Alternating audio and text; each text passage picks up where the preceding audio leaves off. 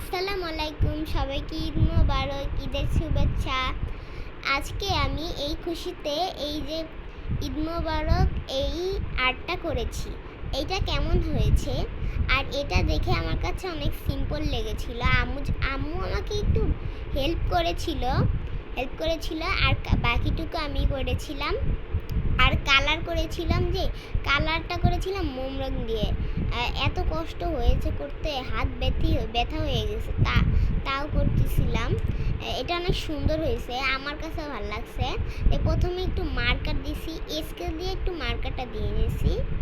এটা সহজ আছে, তবে এটা কালার করা লাগে, এসব করা লাগে, তো সেজন্য একটু হাতটা ব্যথাই হয়ে গেছিলো আমার।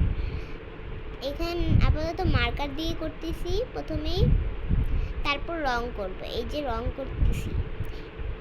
ঈদ মোবারক সবাইকে, কিন্তু ঈদ মোবারক, ঈদের শুভেচ্ছা দিয়েছি।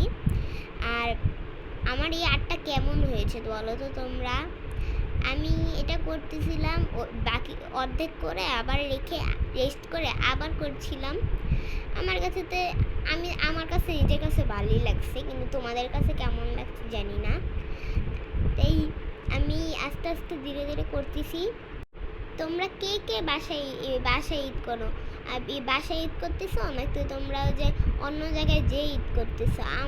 আমার তো আজকে এবার অনেক মন খারাপ। এবার তো আবার ঈদের পরে তো পরীক্ষা, সেজন্য আর কোনো না, বাসায় ঈদ করবো। বাসায় ঈদ করতে ভালো লাগে, তোমাদের ভালো লাগে, আমার কাছে একটুও ভালো লাগে না।